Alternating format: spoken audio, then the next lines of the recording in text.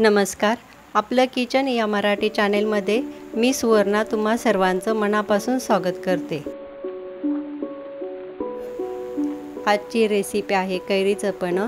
त्यासाठी इथे मी 2 कैऱ्या स्वच्छ धुवून व पुसून घेतलेल्या आहे आणि त्याचा देठाचा भाग कापून घेतलेला आहे. आता आपण या कैऱ्या कुकरच्या डब्यामध्ये ठेवू. थोडंसं पाणी घालूया. इथे मी कुकर घेतलेला आहे. त्यात अर्धा ग्लास पाणी घालूया. ही जाळी ठेवू. त्यावर हा कुकरचा डबा ठेवूया. झाकण लावून मध्यम गॅसवर 2 किंवा 3 शिट्ट्या देऊन कैऱ्या उकडून घेऊया. कुकर थंड झालेला आहे. डबा बाहेर घेऊ. ताटामध्ये कैऱ्या काढून घेऊया.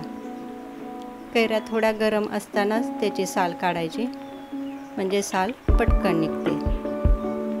अशीच आपण दोन्ही कैऱ्यांच्या साल काढून घेऊया.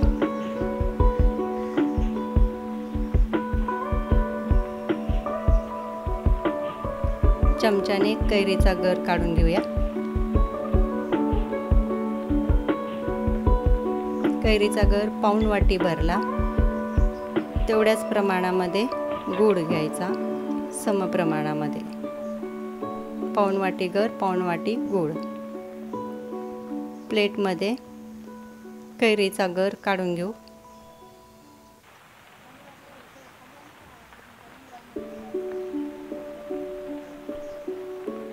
गूळही घेऊ.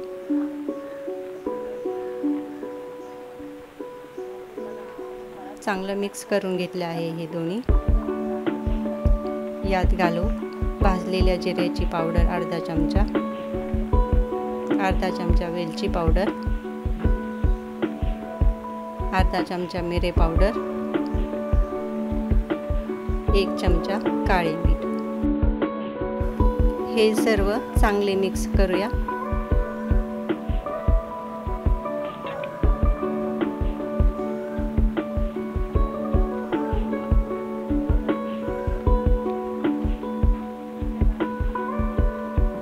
छान मिक्स झालेले आहे.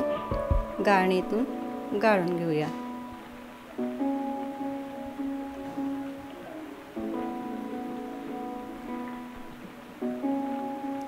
गुळाचे खडे किंवा काही असेल तर गाळणी शिल्लक राहील.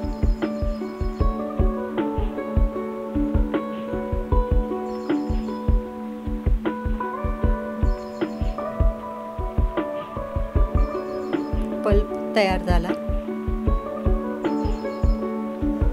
याला काचेच्या भरणीत काढून घेऊ.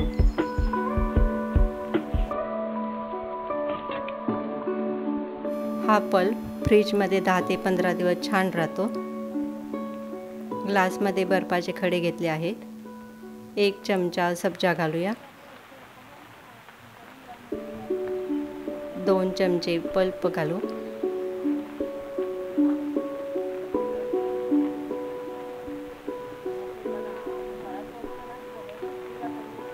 थंड पाणी ओतूया.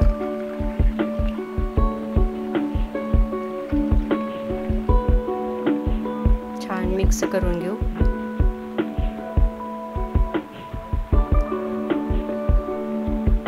तयार आहे कैरीचे पन्ह. माझी रेसिपी पाहिल्याबद्दल धन्यवाद.